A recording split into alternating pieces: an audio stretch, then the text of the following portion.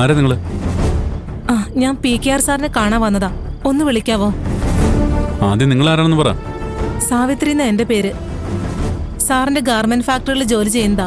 എനിക്ക് സാറിനെ ഒരു അത്യാവശ്യ കാര്യം അറിയിക്കാനുണ്ട്. ഒന്ന് വിളിക്കാവോ? ഡാഡി ഇവിടെ ഇല്ല. നിങ്ങൾക്ക് എന്തോ വലിയ പ്രശ്നമുണ്ടെന്ന് നിങ്ങളുടെ നിൽപ്പും പരിഭ്രമവും കണ്ടാ അറിയാം. ഡാഡിയോട് എന്തോ ഹെൽപ്പ് ചോദിക്കാനല്ലേ നിങ്ങൾ വന്നത്. ഡാഡി ഇവിടെ ഇല്ലെന്ന് കരുതി നിങ്ങൾ വിഷമിക്കണ്ട. എന്ത് സഹായം നിങ്ങൾക്ക് വേണ്ടത് എന്നോട് പറഞ്ഞോളൂ. പറഞ്ഞോളൂ, എന്താ നിങ്ങൾക്ക് വേണ്ടത്? പ്രിയൻ ഒരു തെറ്റും ചെയ്തിട്ടില്ല സർ. ഒരു പെൺകുട്ടിയോടും അവൻ തെറ്റ് ചെയ്യില്ല. അവൻ എനിക്ക് നന്നായിട്ട് അറിയാം. മനസ്സുകൊണ്ട് പോലും അവൻ അങ്ങനെയൊന്നും ചിന്തിക്കില്ല. അവൻ എന്നെ സഹായിക്കാൻ നോക്കിയതാ. പക്ഷെ ഇപ്പോ പോലീസ് സ്റ്റേഷനിലാ. അവൻ പാവോ സർ. അവൻ ഒരു തെറ്റും ചെയ്തിട്ടില്ല. പോലീസ് അവനെ നന്നായി തല്ലുകയും ഉപദ്രവിക്കുകയും ഒക്കെ ചെയ്യുന്നുണ്ട്. സാറിന്റെ ഡാഡി വിളിച്ചു പറഞ്ഞാ പോലീസ് അവനെ വിട്ടയക്കും. സാറിന്റെ ഡാഡിയോട് സാറെന്ന് പറയോ?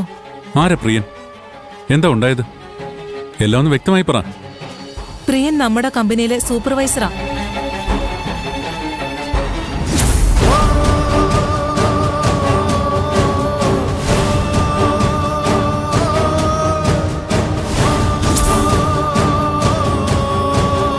ഞാൻ പറയുന്നത് സത്യം സർ. അവൻ ഒരു തെറ്റും ചെയ്തിട്ടില്ല. എന്റെ കുഞ്ഞിന്റെ പേരിൽ ഞാൻ സത്യം ചെയ്യാം. എന്റെ കുഞ്ഞിന്റെ ഓപ്പറേഷൻ നടത്താൻ വേണ്ടിയാ. എനിക്കൊരു പ്രശ്നം ഉണ്ടായാ അതെന്റെ കുഞ്ഞിന്റെ ജീവനെ പോലും ബാധിച്ചാലോ എന്ന് കരുതിയാ പ്രിയൻ ആ കുറ്റം ഏറ്റെടുത്തത്. നടന്ന കാര്യങ്ങൾ മറ്റുള്ളവരറിഞ്ഞാ എന്റെ ജോലി നഷ്ടപ്പെടും. എന്റെ കുടുംബം പട്ടിണിയാവും. അങ്ങനെ സംഭവിക്കാതിരിക്കാൻ വേണ്ടിയാ പോലീസിന്റെ തല്ലും ചവിട്ടും ഒക്കെ അവൻ സഹിക്കുന്നത്. അതെനിക്ക് വേണ്ടിയാ. എന്നെ സ്വന്തം ചേച്ചിയെ പോലെ അവൻ കരുതുന്നത്. സ്വന്തം കൂടപ്പിറപ്പുകൾ പോലും ചെയ്യാത്ത ത്യാഗമാ അവൻ എനിക്ക് വേണ്ടി ചെയ്യുന്നത്. നടന്ന കാര്യങ്ങൾ മുഴുവൻ ഇവിടുത്തെ വലിയ സാറിനോട് തുറന്നു പറയാനാ അസമയമാണെന്ന് പോലും നോക്കാതെ ഞാനിവിടെ വന്നത്. എന്റെ ജോലി നഷ്ടപ്പെട്ടാലും സാരമില്ല. പ്രിയൻ ഇനി ഒരു നിമിഷം പോലും പോലീസ് സ്റ്റേഷനിൽ നിൽക്കേണ്ടി വരരുത്.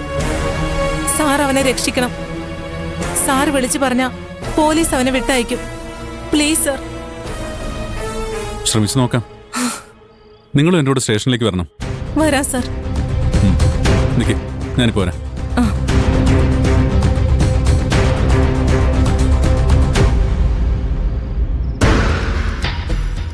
ക്രിമിനൽ കേസാ.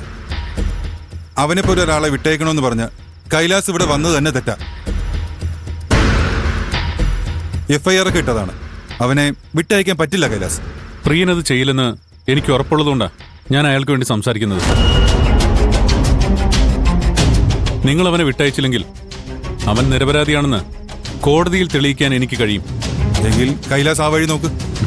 പക്ഷേ ഒരു പ്രശ്നമുണ്ട്. പ്രിയന്റെ നിരപരാധിത്വം മാത്രമല്ല ഞാൻ കോടതിയിൽ തെളിയിക്കാം. കുറ്റം സമ്മതിക്കാൻ വേണ്ടി നിങ്ങൾ അയാളെ ബ്രൂട്ടലായി മർദ്ദിച്ചു. അത് ഞാൻ കോടതിയിൽ തെളിയിക്കും. പോയി അവനെ കൂട്ടിക്കൊണ്ടുവാ. പക്ഷെ കൈലാസ്, പാർവതി പരാതി ഒന്നുമല്ലേ? ഞാൻ ആക്ഷൻ എടുത്തില്ലെങ്കിൽ?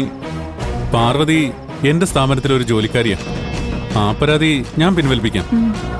അത് ഞാൻ ഡീൽ ചെയ്തോളാം. അയാളെ വിട്ടയച്ചതിന്റെ പേരിൽ നിങ്ങൾക്കൊരു പ്രശ്നം വരില്ല. അത് ഞാൻ ഉറപ്പ് തരികയും ചെയ്യാം.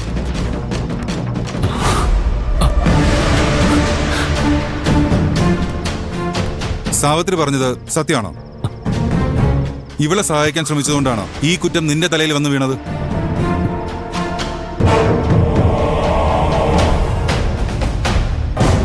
PKR സാറിന്റെ മകൻ കൈലാസ് നേരിട്ട് ഇവിടെ വന്ന് നിന്നെ വിട്ടയക്കണമെന്ന് പറയണമെങ്കിൽ നീ ഒരു തെറ്റും ചെയ്തിട്ടില്ല എന്ന് ഉറപ്പുള്ളതുകൊണ്ടല്ലേ? ഗാർമെന്റ്സിൽ നടന്ന കാര്യങ്ങൾ കൈലാസിനെ അറിയിച്ചത് സാവിത്രി തന്നെയാണ്. സത്യം ആരെ അറിയിക്കരുതെന്ന് ഞാൻ സാവിത്രിയോട് പറഞ്ഞതാ. കുറ്റം സമ്മതിപ്പിക്കാൻ വേണ്ടി ഞാൻ കൈവയ്ക്കുമ്പോഴെങ്കിലും നിനക്ക് എന്നോട് തുറന്നു പറയായിരുന്നില്ലേ? നിനക്ക് ഈ വേദന സഹിക്കേണ്ടി വരുമായിരുന്നോ? സാരമില്ല സർ. സാവിത്രിയച്ചയ്ക്ക് വേണ്ടിയല്ലേ, ആ കുഞ്ഞിന്റെ ജീവൻ രക്ഷിക്കാൻ വേണ്ടിയല്ലേ.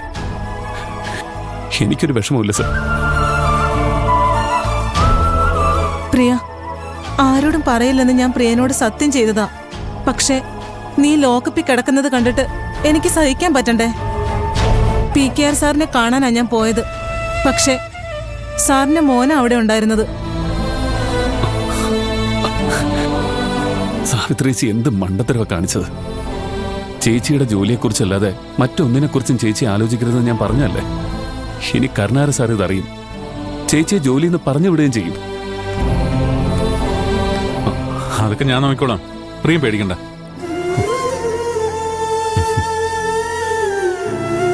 പ്രിയന് മനസ്സിലായില്ലേ? കൈലാസ് സാർ, PKR സാറിന്റെ മകൻ.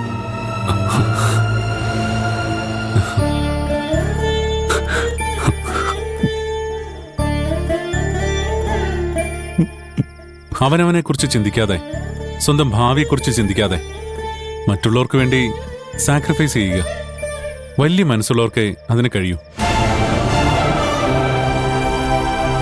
പ്രിയന്റെ സ്ഥാനത്ത് ഞാനായിരുന്നെങ്കിൽ പോലീസ് വന്നപ്പോ തന്നെ എല്ലാ സത്യവും വിളിച്ചു പറയുമായിരുന്നു.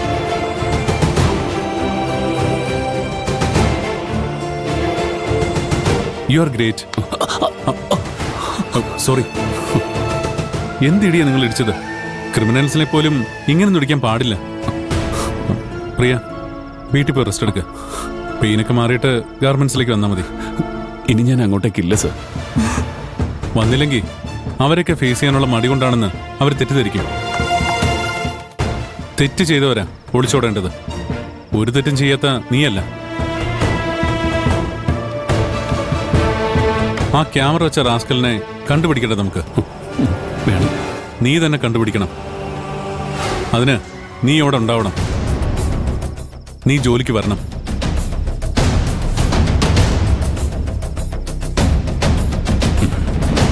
ഗുഡ്. എന്നാ നിങ്ങൾ പൊയ്ക്കോളൂ, ബാക്കി ഫോർമാലിറ്റീസ് ഒക്കെ ഞാൻ ചെയ്തോളാം. ശരി, പോ.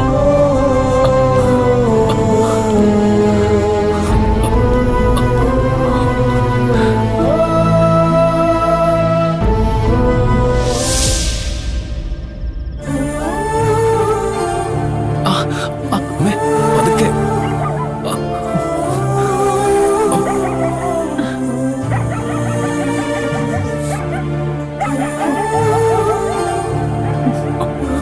അമ്മേ, പതുക്കെ. വേദനിക്കുന്നു. ഞാൻ പതുക്കെ തന്നെയാ ചെയ്യുന്നത്. ആ ദുഷ്ടന്മാരെന്താ അടിയടിച്ചത്? അവരൊന്നും പോലീസല്ല, കണ്ണിച്ചോരയില്ലാത്ത മൃഗങ്ങളാ. ഹോ, അവരെന്തൊരു ക്രൂരത എന്റെ മോനോട് കാണിച്ചത്. ഹോ, മനുഷ്യത്വം തൊട്ട് തീണ്ടിയിട്ടില്ലാത്ത ജന്തുക്കള്. അവരോടൊക്കെ ദൈവം ചോദിക്കും. രാത്രിയും പകലൊന്നുമില്ലാതെ ആ കമ്പനിയെ സേവിച്ചതിന് നിനക്ക് കിട്ടിയ കൂലിയല്ലേ അത്? ഇനി നീ ആ കമ്പനിയിൽ ജോലിക്ക് പോകുന്നില്ല. നീ സമ്പാദിച്ചു കൊണ്ടുവന്നിട്ട് വേണ്ട ഈ കുടുംബത്തിലുള്ളവർക്ക് കഴിയാൻ. ശ്ശെ, ഇന്നലെ വന്നവളുടെ വാക്ക് കേട്ട് എന്താ ഏതാന്ന് പോലും ചിന്തിക്കാതെ നിന്നെ അവര് പോലീസിന് പിടിച്ചു കൊടുത്തില്ലേ? പണക്കാർക്ക് അത്രയും നന്ദി ഉണ്ടാവുള്ളൂ. അമ്മയൊന്നും മിണ്ടാതിരിക്കുന്നുണ്ടോ? മിണ്ടാതിരിക്കാൻ കഴിയണ്ടേ മോനെ? പെറ്റ വയറിന്റെ നോവ് നിനക്ക് പറഞ്ഞ മനസ്സിലാവില്ല. അതുകൊണ്ടാ ഞാൻ അവളെ പോയി കണ്ടു നല്ല നല്ല വർത്തമാനം പറഞ്ഞത്. അത് കുറഞ്ഞു പോയെന്നാ എനിക്കിപ്പോ തോന്നുന്നത്. അതുപോലെ നിന്റെ മുതലാളിയെ ഞാനിന്ന് പോയി കാണുന്നുണ്ട്. അമ്മ ആരെയാ ചീത്ത പറഞ്ഞത്? നീ ഫോൺ വെക്കുന്നത് 2 കണ്ണും കൊണ്ട് കണ്ടുവെന്ന് പച്ചക്കള്ളം പറഞ്ഞ പെണ്ണില്ലേ? ഏതോ കാട്ടുമുക്കിന്ന് വന്ന പെണ്ണ്, അവളെ തന്നെ.